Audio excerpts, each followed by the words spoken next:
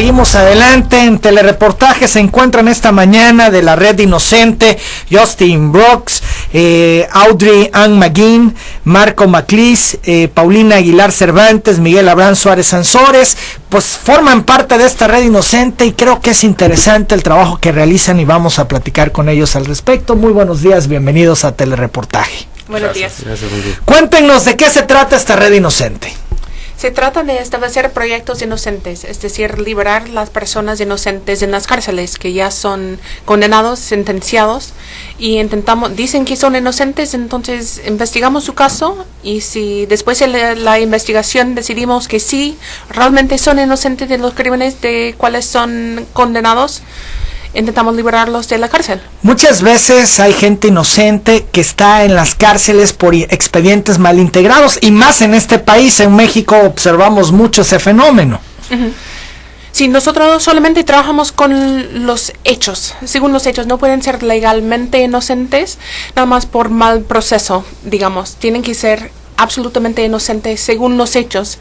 Y si hay un mal proceso atrás de una condena errada, ahí podemos seguir trabajando con esto. ¿Y se puede, detrás de una condena, liberar a una persona inocente? Sí, claro. Sí, se puede. Y en México casi no se usa esa herramienta, pero sí se puede. Pensamos que sí. Esto se está llevando a cabo en Estados Unidos. Tengo entendido que es un proyecto de una universidad. Cuéntenos cómo nace este proyecto. Como 20 años y ahora tenemos 60 proyectos en los Estados Unidos. Tenemos un proyecto en cada estado. En cada estado de Estados Unidos hay un grupo que trabaja precisamente revisando estos casos que ustedes analizan a fondo, investigan y determinan en un momento dado tomar y llegar hasta las últimas consecuencias, que es la liberación de la persona que se encuentra detenida. Entonces, esto ya es una realidad en Estados Unidos. ¿Cuáles son los, números que ustedes traen en relación a liberados, a gente que han podido liberar después de estos 20 años? Después de eso, hemos liberado como a 320 atrás del ADN, pero hemos probado que existen más de 2,000 casos de personas inocentes en las prisiones. Pero 300 personas han sido liberados por el ADN. Bien, y esto, pero, sí. Pero también hay muchos más inocentes en la cárcel. Estos son los casos donde hay pruebas de inocencia.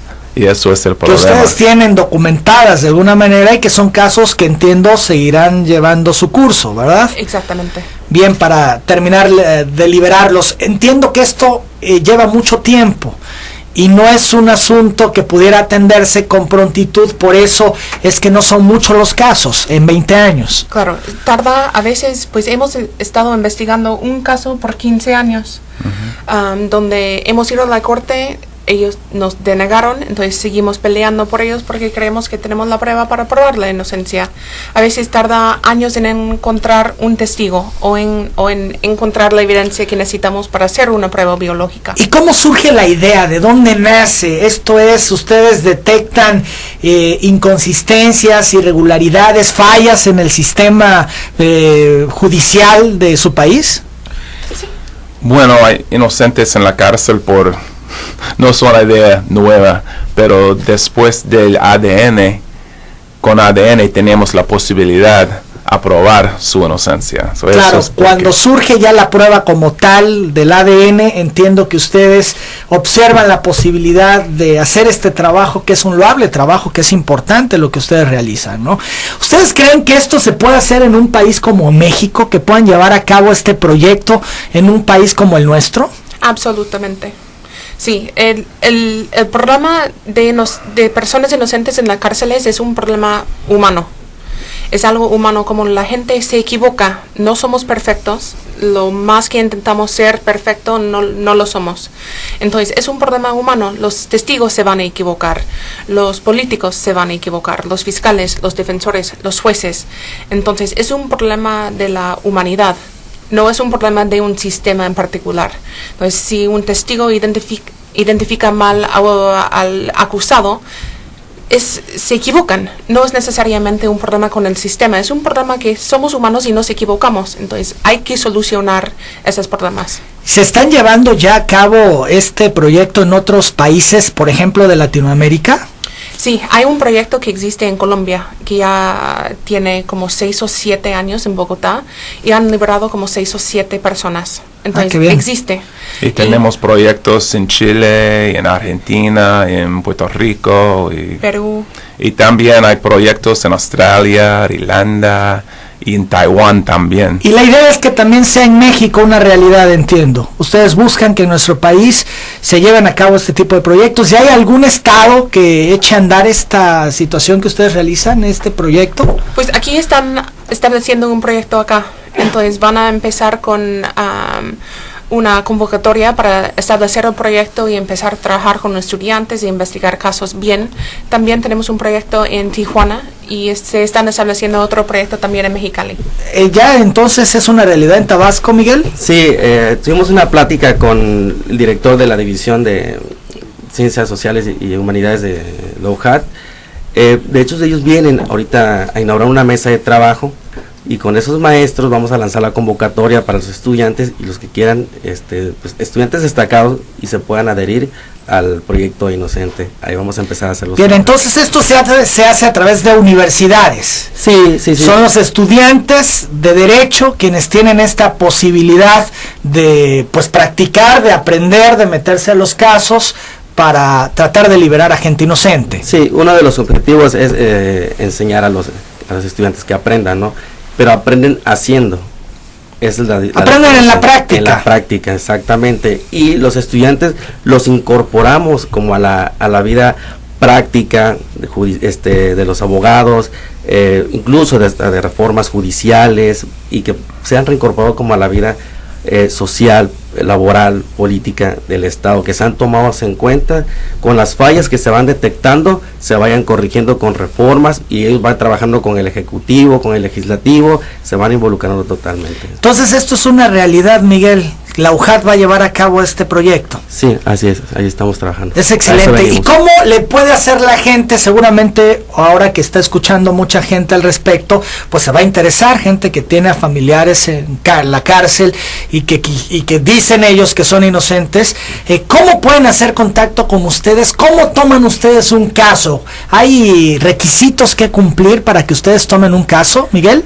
Sí, bueno, se pueden informar bien en la página, que es www.redinocente.org. Me pueden escribir también a mi correo, que es miguelsuarez.sansores@gmail.com, y ahí yo puedo hacerles llegar pues algunos comentarios.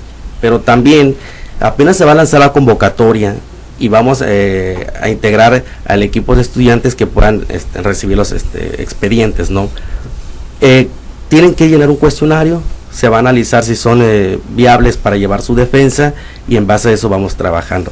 Pero ahorita apenas vamos a trabajar en la mesa y vamos a estar en pláticas con los profesores. Se tiene que capacitar a los profesores y a los estudiantes antes de echar a andar. Pero bueno, entiendo que ya esto es una realidad. En los próximos meses podría estar operando sin ningún problema este programa. Desde luego, ellos van a regresar, espero así sea. Y después ya inauguramos, pero ya el proyecto Inocente, y así para que Tabasco, de los últimos lugares en rezago de estas cosas judiciales, pase uno de los primeros. Fíjate que nos llamó Santiago Hernández Córdoba, fíjate el interés de la gente, pregunta, ¿dónde están las oficinas de Red Inocente en Tabasco? ¿Tienen oficinas? No tenemos oficinas todavía, pero pueden escribirnos pueden escribirme por correo, y yo ahí los puedo atender.